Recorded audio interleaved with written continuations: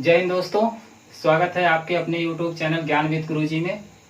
दोस्तों, हमने पिछली कक्षाओं में लेखपाल के बारे में पढ़ा, उसकी विस्तृत चर्चा की।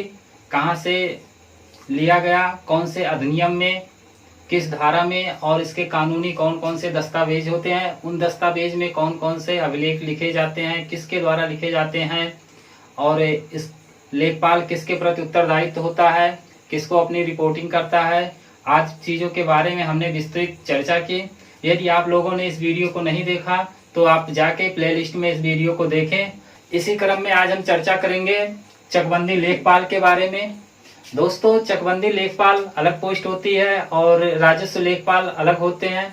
दोस्तों, ये कभी कभी कन्फ्यूजन हो जाता है कि चकबंदी लेखपाल और राजस्व लेखपाल दोनों एक ही मानते हैं, लेकिन ऐसा नहीं है। चकबंदी लेखपाल दूसरे होते हैं और राजस्व लेखपाल दूसरे होते हैं।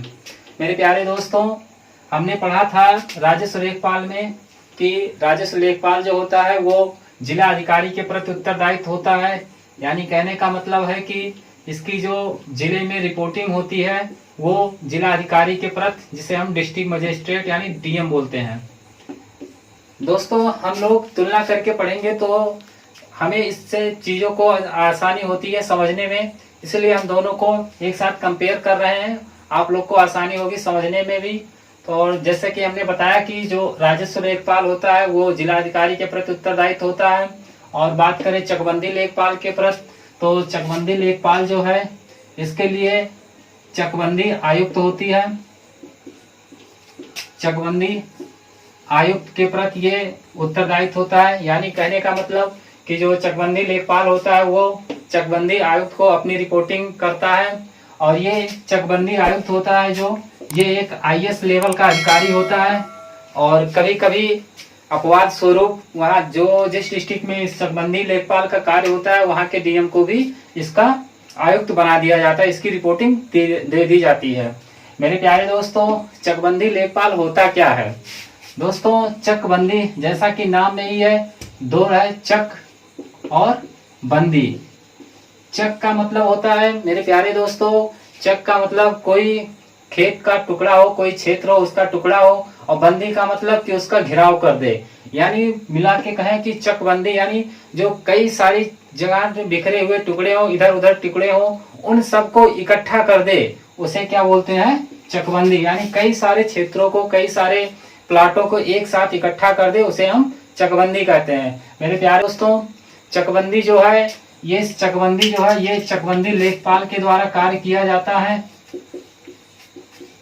ये चकबंदी लेखपाल होता है। इस चकबंदी लेखपाल के द्वारा इस चकबंदी की प्रक्रिया पूरी होती है। और इस चकबंदी की सहायता करने के लिए राजस्व लेखपाल होता है।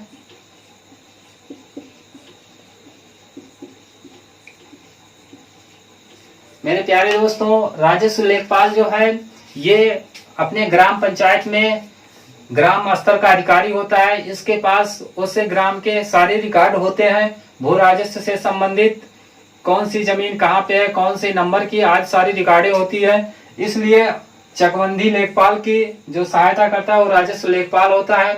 चकबंदी लेखपाल जो है वो सालों में, 2 सालों में, 4 सालों में कभी कभी होती है, इसलिए इसको उस क्षेत्र के बारे में ज्यादा जानकारी नहीं होती है। इसी कारण से राजस्व लेखपाल को उसकी सहायता के लिए लगाया जाता है। दोस्तों, सवाल उठता है कि ये चकबंदी क्या होता है और चकबंदी किस लिए किया जाता है, चकबंदी क्यों किया जाता है? दोस्तों, चकबंदी जो है जैसा कि हमने आपको बताया कि कई सारे टुकड़ों को, खेत के टुकड़ों को जो है उसको एक साथ इकट्ठा कर दिया जाता है। तो दोस्तों, चकबंदी का मतलब आप लोग समझ गए होंगे कि जो हमारे बिखरे हुए क्षेत्र होते हैं, बिखरे हुए प्लाट या खेत होते हैं, उन सारे को एक जगह इकट्ठा कर दें, उसे हम चकबंदी कहते हैं। और इस सारी प्रक्रिया जिसके द्वारा की जाती है वो चकबंदी लेखपाल के द्वारा की जाती है। क्वेश्चन होता है चकबंदी लेखपाल किसके प्रति उत्तरदायित्व होता है? तो चकबंदी लेखपाल चकबंदी आयुक्त के प्रति उत्तरदायित्व होता है, जो एक आईएएस लेवल का अधिकारी होता है। और चकबंदी जो है मेरे प्यारे दोस्तों, चकबंदी करने से जो हमारे प्लाट बिखरे होते हैं उससे हमारे कई सारे लाभ होते हैं, किसानों को भी लाभ होते हैं, क्रिया और फसल को उगाने में, सिंचाई करने में, इत्यादि चीजों में भी काफी आसानी होती है। दोस्तों, चकबंदी क्या होता है, उम्मीद करता हूँ आपको अच्छे से समझ आ गया होगा। अब हम चकबंदी की एक परिभाषा लिख लेंगे जो हमारे दिमाग में अच्छे से समझ आ जाएगा। समझने के लिए उम्मीद करता हूँ कि आप अच्छे से समझ गए होंगे कि चकबंदी लेखपाल क्या होता है, तो उसे हम परिभाषित करेंगे। दोस्तों, आपने समझा कि चकबंदी क्या होता है, और चकबंदी को हम अगर जो परिभाषित करें तो परिभाषा हमारा बनेगा कि चकबंदी से आबादी वाले टुकड़ों को अलग करते हैं। यानी चकबंदी से जो हमारी आबादी वाली जमीन होती है उस टुकड़े को अलग करते हैं, एवं कृषि योग्य भूमि, कृषि योग्य जो हमारे छोटे छोटे टुकड़े होते हैं, कृषि योग्य भूमि के छोटे छोटे टुकड़ों को एक साथ जोड़ना चकबंदी कहलाता है।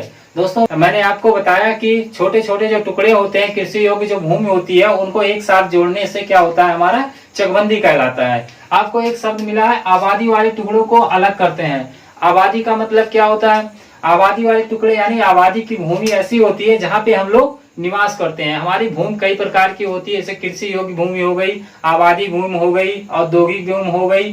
तो उसी में से हमारे आबादी वाले भूमि यानी कि जिसमें जो हमारे गांव बसते हैं, गांव के लोग निवास करते हैं, उसे हम आबादी की जमीन कहते हैं। तो चकबंदी के द्वारा उस आबादी की जमीन को हम अलग कर देते हैं, और कृषि वाले जो जमीन हमारे इधर उधर होते हैं, जो इधर उधर बिखरे होते हैं, उन्हें हम इकट्ठा कर लेते हैं। तो इन सब चीजों को अगर जो मिला के हम एक परिभाषा बना दिए कि चकबंदी से आबादी वाले टुकड़े को अलग करना, और कृषि योग्य भूमि जो हमारे इधर उधर बिखरे हुए हैं, उन छोटे छोटे टुकड़े को इकट्ठा करना चकबंदी कहलाता है।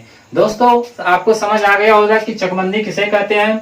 अब जब हम इन सारी चीजों को इकट्ठा कर दे रहे हैं, इतना सारा कार्य हम कर रहे हैं, सरकार ये सारी काम करवा रही है, तो इसमें कोई ना कोई लाभ जरूर होगा, जो इतनी सारी मेहनत की जा रही है। तो दोस्तों, चकबंदी से हमारे बहुत सारे लाभ होते हैं, जिसमें से कुछ है। चकबंदी से लाभ क्या होते हैं दोस्तों, जो हमारे के चकबंदी से लाभ होते हैं, कृषि में आसानी। यानी कृषि में आसानी का कहने का मतलब है कि जो हम कई जगह जाएंगे खेतों में पानी लगाने के लिए, उसकी जुताई कराने के लिए, उर्वरक डालने के लिए, तो इससे हमारे समय का भी नुकसान होता है, और हम इधर उधर जाने से हमारा जो पैसा होता है, जो हमारी आर्थिक होती है, उससे भी प्रभावित होती है। तो हमारे चकबंदी से जो लाभ हो गए, यानी कृषि में आसानी हो गई, सिंचाई में आसानी हो गई। सिंचाई में आसानी का मतलब कि एक जगह हमने लगा दिया पंपिंग सेट या नहर से सिंचाई, जो भी जिस तरह से आपके यहाँ सिंचाई होती होगी, उसको हम लगा दिए और आराम से बैठ रहे हैं, खेतों में पानी जा रहा है। यही चीज अलग अलग होती है, तो हमें काफी सारी परेशानियां उठानी पड़ती है। उर्वरक डालने में भी आसानी होती है। हमारे एक जगह खेत होंगे, एक जगह प्लाट होंगे, तो हम आसानी से एक ही जगह अपना कार्य कर लेंगे। अलग अलग जगह होंगे तो अलग अलग वहां पे जाके हम उर्वरक डालेंगे, इसमें भी परेशानियां होती हैं। तो चकबंदी से हमारे कृषि में आसानी हो जाती है, सिंचाई में आसानी हो जाती है, और उर्वरक में आसानी, यानी खेतों में उर्वरक डालने में भी आसानी होती है। और हम फसलों, जब हमारे फसल पक जाते हैं तो उनकी मड़ाई करने में भी आसानी होती है। यानी चकबंदी से हमारे काफी सारे परेशानियां दूर हो जाती है इकट्ठा होने से। और जब हम चकबंदी कर देते हैं तो हमारे कई सारे जो खेत होते हैं उसमें हम कई सारे मेड़ डालते हैं। उस मेड़ों को क्या होता है, जब चकबंदी करते हैं, एक जगह इकट्ठा हो जाती है जमीन, तो वो मेड़ भी कम हो जाते हैं। इससे हमारी जमीन में भी थोड़ी बहुत बढ़ोतरी हो जाती है, ज्यादा नहीं लेकिन थोड़ी बहुत की बढ़ोतरी हो जाती है। जैसे हमारे 4 प्लाट के खेत हैं, उन 4 प्लाट में हम चारों तरफ से 4-4 मेड़े डालते हैं, तो अगर हम 4 मेड़े डालते हैं तो 4 प्लाट के 16 मेड़े हो गए। अब उस मेड़ को हम खत्म करके एक जगह जब कर देंगे तो ये सारे मेड़ हमारे खत्म हो जाएंगे। इससे हमारे जो क्षेत्र है, जो खेत है हमारा, उसमें बढ़ोतरी भी हो जाती है। तो ये सारी चीजें जो है चकबंदी से लाभ होते हैं। आपको समझ में आ गया होगा कि चकबंदी क्या होते हैं, चकबंदी से लाभ क्या होते हैं। और ये सारे सिस्टम जो किया गया एक अधिनियम के तहत होता है। जैसे हमने लेखपाल के बारे में बताया कि लेखपाल भू राजस्व, उत्तर प्रदेश भू राजस्व अधिनियम के द्वारा लेखपाल का वर्णन है, उसी प्रकार जो हमारा ये चकबंदी लेखपाल है, इसको भी एक अधिनियम में दिया गया है। उस अधिनियम के बारे में हम जानते हैं। दोस्तों, हम चकबंदी अधिनियम के बारे में जानेंगे कि ये जो हमारा चकबंदी लेखपाल है किसके द्वारा आया। तो दोस्तों, जो ये चकबंदी लेखपाल है, वो चकबंदी अधिनियम आया, ये उत्तर प्रदेश सरकार द्वारा 1953 में पारित किया गया। जो चकबंदी है, जो चकबंदी लेखपाल का वर्णन किया गया, वह उत्तर प्रदेश सरकार द्वारा 1953 में पारित हुआ। यानी चकबंदी अधिनियम जो है, चकबंदी अधिनियम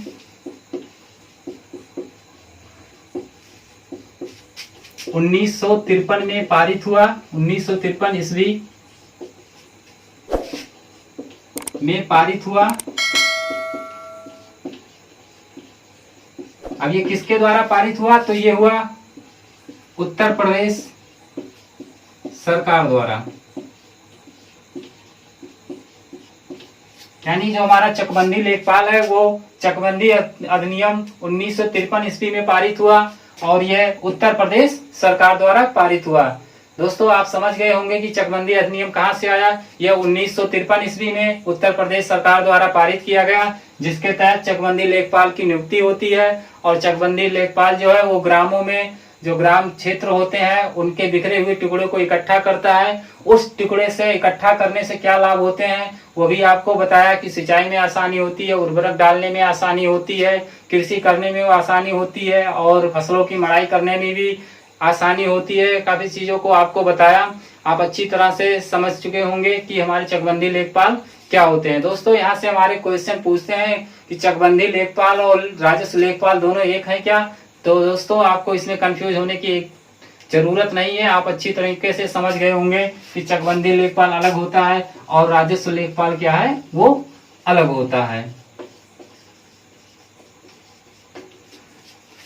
राजस्व लेखपाल का काम है जो आपको हमने पिछली क्लास में पढ़ा रखा है और चकबंदी लेखपाल के जो कार्य है उसको मैंने अभी बताया। और चकबंदी लेखपाल आया कहाँ से, किस अधिनियम के तहत आया, इसको भी हमने बताया।